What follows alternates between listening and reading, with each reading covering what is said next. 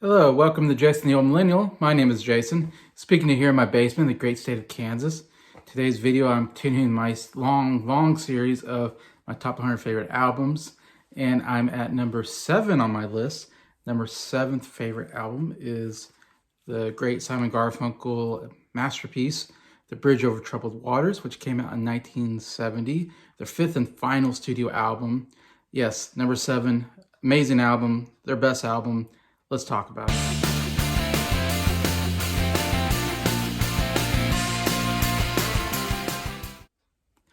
Hello, everybody. Hope everybody's doing well here on a Friday kind of evening. Seems like a while since I've gotten back to the series. Trying to finish it up.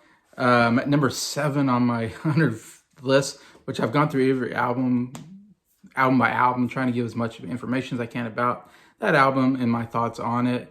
So we're with some absolutely huge ones, obviously my top 10. These are all 10 out of 10 albums. They're just absolutely amazing albums.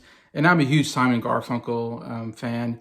I think I had on this personal list, I think I had like 3 Simon and Garfunkels out of their 5 on my list. And the one that I didn't have on my list, I now love more than all the other ones, pretty much except for this one. And I didn't have it on my list, and now I put it on my list. So the next time I do this list again, I probably have at least 3 of these on here, 5, which is pretty good for only 5 albums, and 3 of them are just absolutely amazing.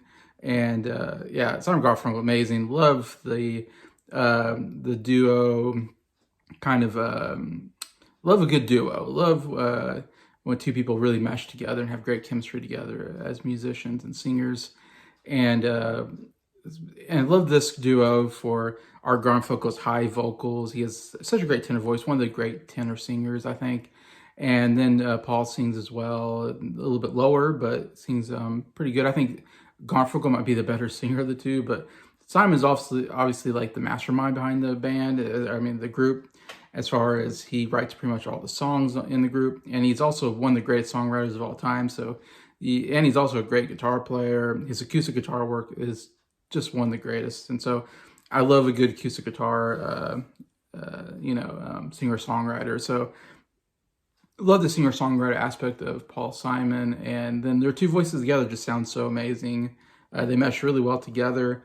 So many amazing songs in 5 albums. And so we get to the 5th album here, Bridge Over Troubled Waters.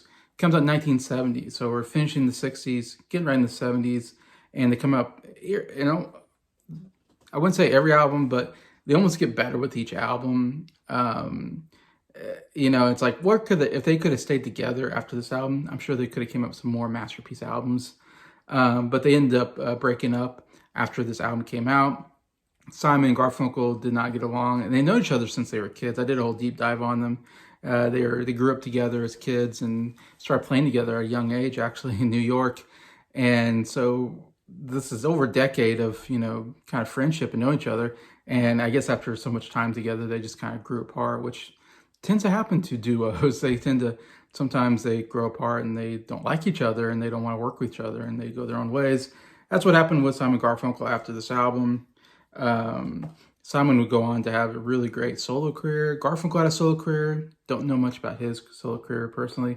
They also did some acting. Simon did some acting too. They both did some acting here and there. Paul Simon's definitely the more famous of the 2, mostly because he was such a great songwriter and great musician that it helped a lot. and I'll get to him at some point on a deep dive, because I do love a lot of what Paul Simon does in solo work. As well. But 5th studio album, last album together, and they saved the best for last. It's amazing. Not very many bands can save the best for last. Sometimes they save their best or their worst for last. There's many times where the last album is like the worst album of the bunch, but they were still just hitting their stride. It felt like they're still in the prime of this group. It almost felt like they broke up too soon. Like they still had more to give, which is too bad.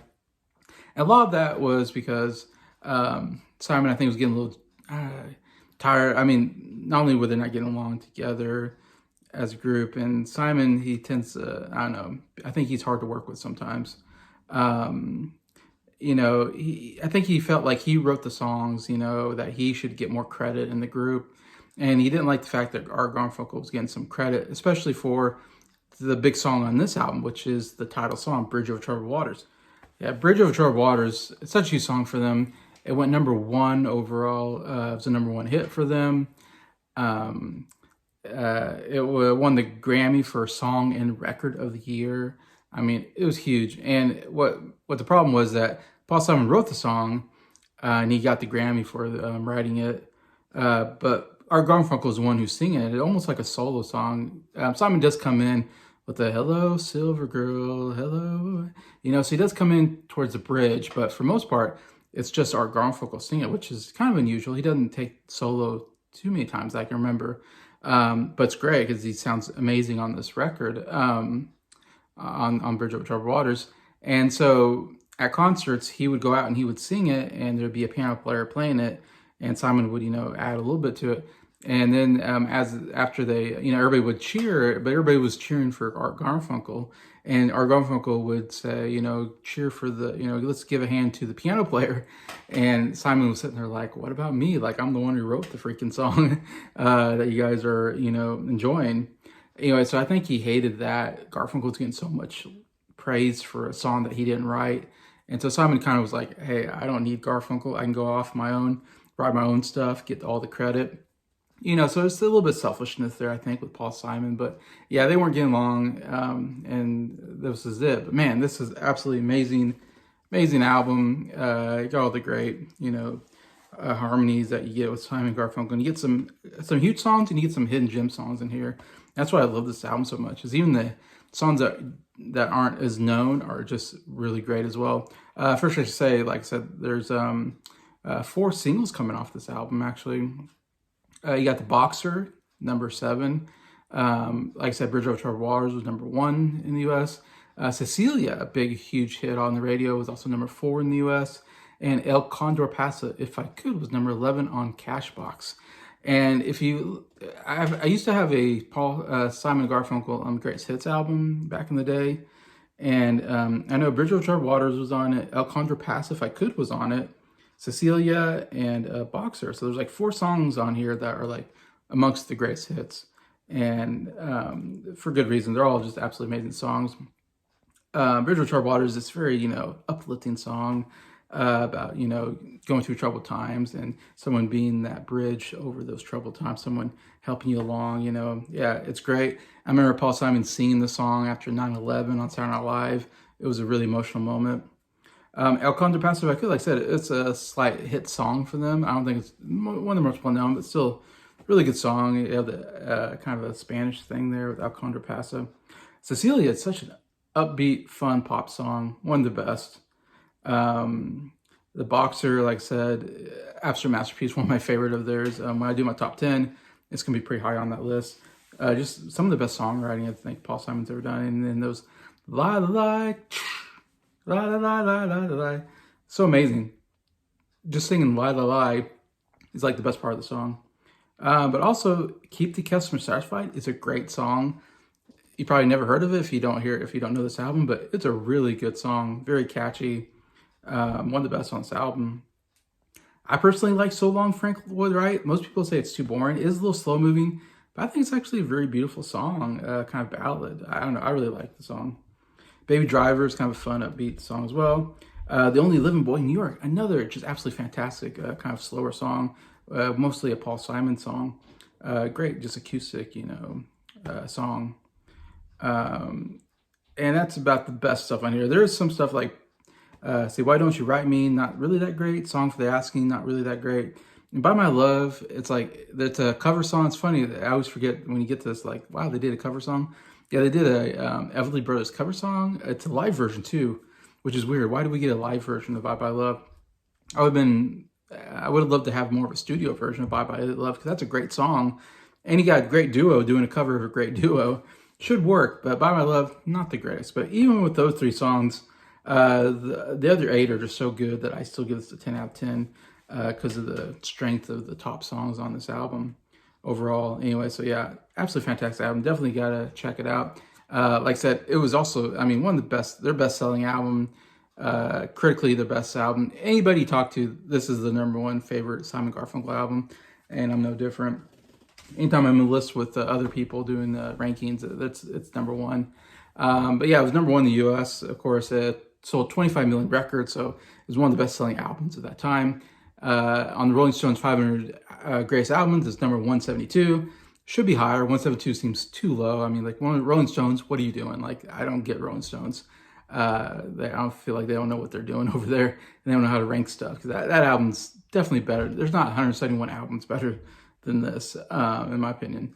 And also, like I said, it won the three big Grammys of that year. And 1970 is a good year of music. There's a lot of good music out there. And of course, it won Album of the Year. It won Song and Record of the Year, like I said before, for Bridge Over Troubled Waters. It's kind of the biggest song on here. But yeah, so that's kind of the album itself. Let's get to my top 3 favorite songs. Like I said, I went through the first 8 songs on here. All are amazing songs, I think. Unfortunately, you have to get to 3. Number 3 for me is Bridge Over Troubled Waters, which, yeah, it's not my #1, even though it used to be kind of my #1 favorite, but over time, I've kind of enjoyed some of these others more. And it's a little slow moving at times, I think, but I do love the "Hello, Silver Girl." Like, that's the best part of the song. But you can't deny it's a beautiful piece, and it's very uplifting, and Garfunkel sings the heck out of it. So it's impossible not to put this in my top 3. So yeah, Bridge Over Troubled Waters, number 3. Number 2, I have Cecilia. Man, this is such a fun song. I love the beat of the song, and again, the harmonies of "Cecilia, you're breaking my heart," and all that. And it's, yeah, just instrumentally, and all the different instruments in the background are just so fun. And it's such a fun song to sing to. Very fast paced. It's really good. Number 1 for me is The Boxer, like I mentioned before. Just a fantastic written song about, this guy who wants to be a boxer, and he's having trouble, and he's, living in New York, I think, or something, and he's, poor, and he's lonely, and people are telling him he can't do it, I think. It seems like, so it's another kind of almost uplifting song of like, and he says, he's leaving, but the fire still remains, and he's a boxer, and he feels every hit or something like that. Every knockdown he feels. It's just a perfect writing, I think, for the song. And then it has that great La La La part and that drum that is so fun and so catchy. Keeps you coming back for more. But yeah, just an absolutely amazing song, The Boxer, at number 1 on this #1 album for me, for Simon Garfunkel. So yeah, that's my thoughts on this album. Feel free to comment. I'd love to read the comments on what do you think about Bridge Over Troubled Waters. Is it your favorite Simon Garfunkel album? Is it a top 10 album for you? I'd love to hear you guys' opinion on that. Besides that, thank you for watching this video. Thank you for liking it.